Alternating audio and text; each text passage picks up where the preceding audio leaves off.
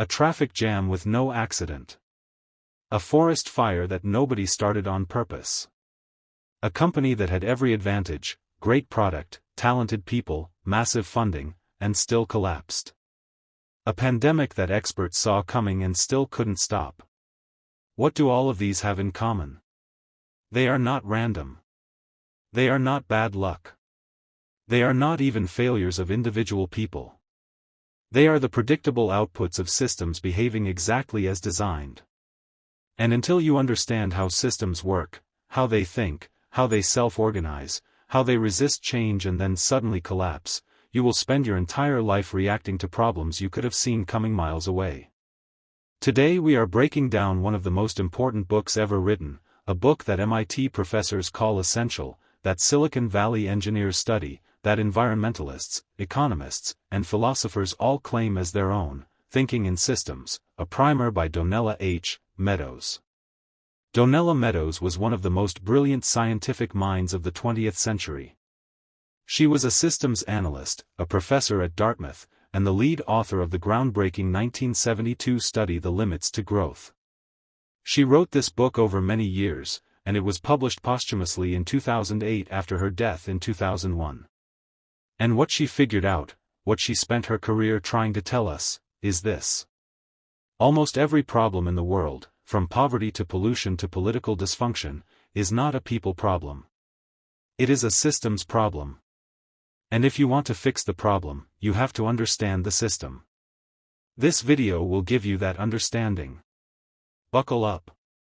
This is going to change how you see everything. The main message of this book.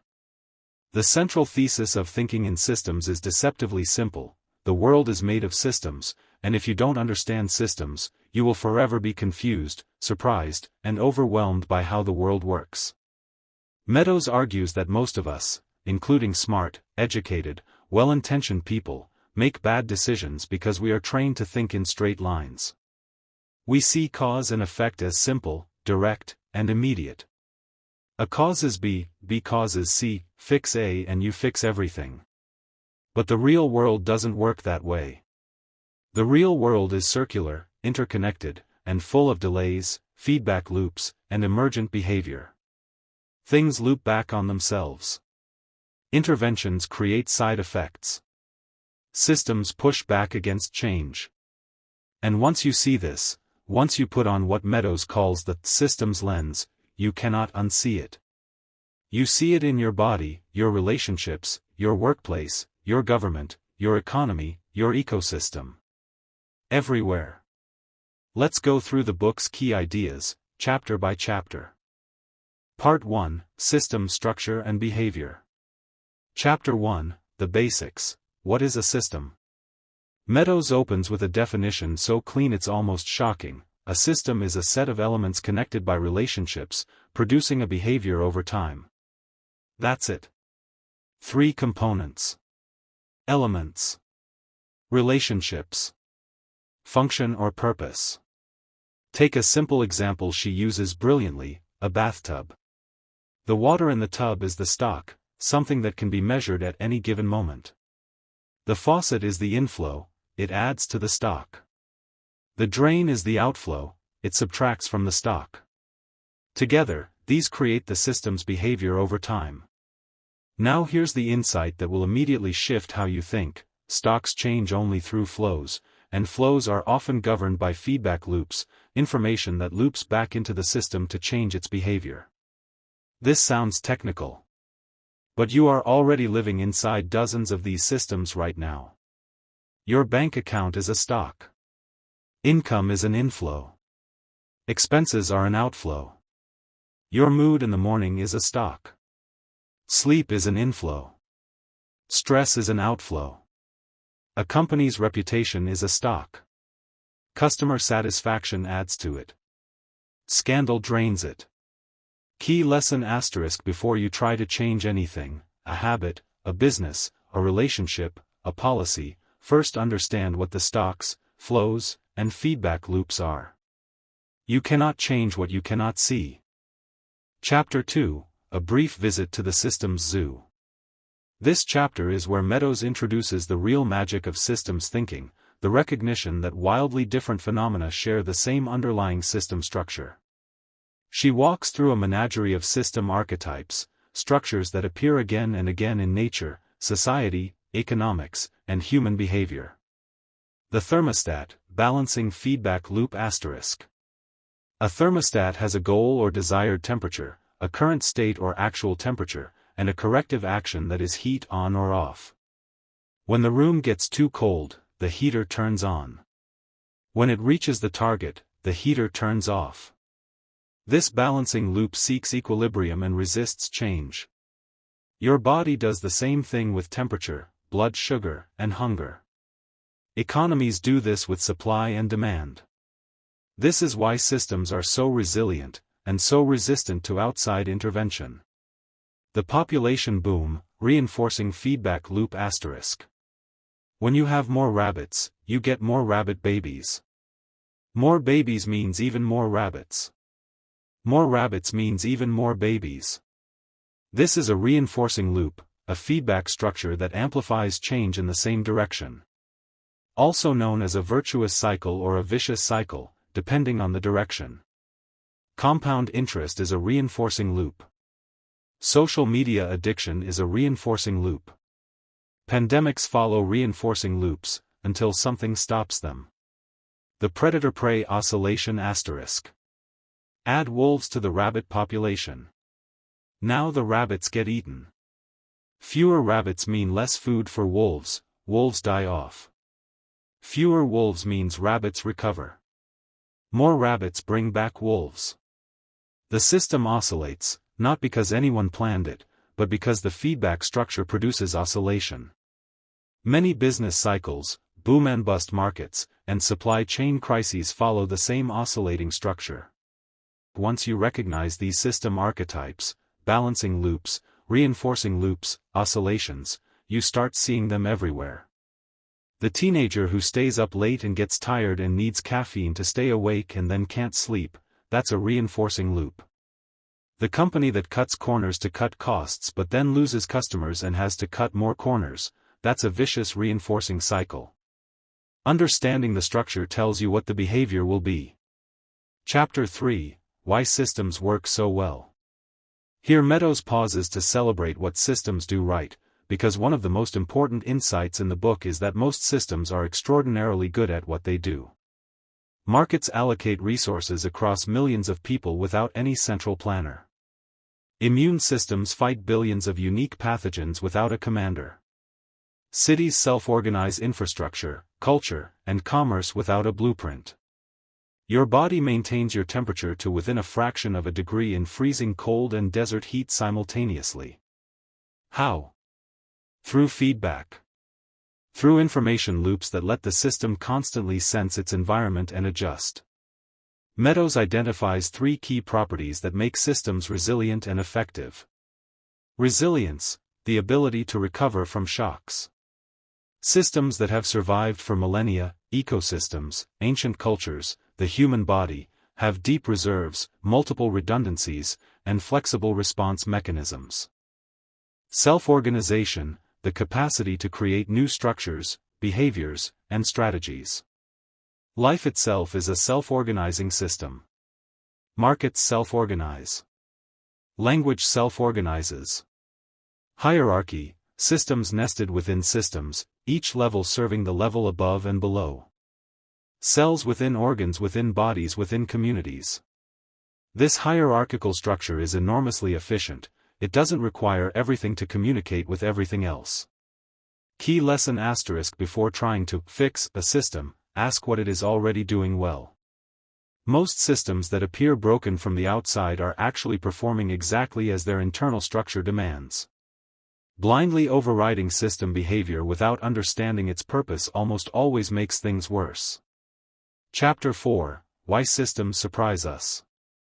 This chapter is one of the most practically important in the entire book, and possibly the most humbling. Meadows explains, in devastating detail, why intelligent, well-informed people are systematically surprised by system behavior. It's not because we're stupid. It is because our linear, cause and effect mental models are simply not equipped to handle the complexity of real systems. Here are the key ways systems trick us. Delays ***. There is almost always a delay between an action and its visible effect in a system. You change your diet but don't see results for months. A government raises interest rates but the economy takes years to respond. A forest is clear-cut and the effects on local rainfall don't appear for decades. Because we expect immediate feedback, we overshoot, we intervene too hard, or stop intervening too soon. Nonlinearity. Small changes in one part of a system can produce massive changes in another, while large interventions in other parts produce almost nothing. Cause and effect are not proportional. You can push and push against a system and get no response, and then push once more and watch everything collapse. This is why complex systems have tipping points. Bounded rationality. Each actor in a system makes decisions based on their limited view. Nobody has the full picture. The CEO sees the quarterly report, not the ecosystem impact. The voter sees today's gas prices, not the 50-year energy policy. Individually rational decisions add up to collectively irrational outcomes, what economists call the tragedy of the commons. Key lesson: when a system surprises you, when your intervention doesn't work or makes things worse, don't assume the system is broken. Assume your mental model of it is incomplete. The map is not the territory. And in systems thinking, the map most of us carry is embarrassingly simple compared to the territory we're trying to navigate. Chapter 5: System Traps and Opportunities. This is the chapter that professional policymakers, business strategists, and change agents most need to read, and most often don't. Meadows identifies the most common system traps, recurring problem structures that generate failure, dysfunction, and suffering across every domain of human activity. The policy resistance trap. Every major system push creates a counter-push. You push drug use down with law enforcement, drug prices rise, making the trade more profitable, pulling more dealers in. You build more highways to reduce traffic, more highways encourage more driving, which increases traffic. This is sometimes called fixes that fail, interventions that temporarily relieve a problem while making it structurally worse. The tragedy of the commons. When a shared resource, fish in the ocean, clean air, groundwater, is available to all, each individual actor is rationally incentivized to use as much as possible before others do. The result: the resource collapses. This is not greed, it is the predictable output of a system with no feedback from the resource to the individual actors consuming it. Drift to low performance. When the system's goal, what it's actually trying to achieve, gradually adjusts downward in response to poor performance, standards erode imperceptibly. One missed deadline leads to a culture where deadlines are soft. One compromised ethical standard leads to an institution where corruption is normal. Systems drift toward the lowest goal they can get away with, unless there's a strong, external, clearly defined standard. Escalation. Two sides, each responding to the other's last move with an equal or greater move. Arms races. Price wars. Social media outrage spirals. Neighborhood revenge cycles. These systems have only two escape routes: external intervention, or one side choosing to unilaterally break the loop. Success to the successful. When winners gain resources that make them more likely to win again, the system generates monopolies, inequality, and exclusion, not through malice but through structure. The rich get richer not just because they are smarter but because the system routes resources toward existing success. Key lesson. Recognizing system traps is the first step to escaping them. And escaping them requires not just willpower or good intentions, it requires changing the system's structure. Rules. Goals. Feedback connections. Information flows. You cannot solve a structural problem with a behavioral solution. Part 3: Creating Change in Systems. Chapter 6: Leverage Points, Places to Intervene in a System. This is the most famous chapter in the book. It has been cited, shared, and referenced more than almost any other single piece of systems writing in the 20th century. Meadows presents a ranked list of leverage points, places in a system where a small intervention can produce big change. She orders them from least to most powerful, and the ranking is deeply counterintuitive. Low leverage, numbers and parameters. Adjusting the numbers, tax rates, speed limits, subsidies, penalties. Surprisingly, these are the interventions most politicians and policymakers focus on, and they are the least effective at producing lasting change. Tweaking a parameter doesn't change the system's fundamental behavior. It just nudges it slightly. Medium leverage, feedback loops. Strengthening or weakening feedback loops. Giving information that was previously absent. Making consequences visible to actors who couldn't see them. Pollution taxes work better than regulations because they create a feedback loop between behavior and cost. Transparency laws work because they route information to people who can use it. This is more powerful. High leverage, goals and rules. Changing the goal a system is trying to achieve. Changing the rules of the game. A corporation legally required to optimize for long-term community health, not quarterly profit, would behave profoundly differently with the same people, same technology, same resources. The goal is the master lever. Highest leverage, paradigms and mindsets. The most powerful leverage point of all, the shared ideas, beliefs, and assumptions from which the system arises. The system of slavery was not ended by negotiating its parameters. It required a paradigm shift, a fundamental change in the collective belief about what human beings are. The environmental movement did not succeed through regulation alone. It required a shift in the paradigm of humanity's relationship to nature. Meadows adds one more, the power to transcend paradigms. To hold any paradigm loosely. To know that all models are wrong, all maps are incomplete, all systems of belief are partial. This meta-awareness is the ultimate flexibility, the ability to shift mental models as the situation demands. Key lesson: if you want to change something, a habit, an organization, a policy, a culture, the least effective thing you can do is adjust the numbers. The most effective thing you can do is change the goal, change the information flows, or, most powerfully, shift the underlying beliefs and values from which the system was built. Chapter 7. Living in a World of Systems. In the book's closing chapter, Meadows does something extraordinary.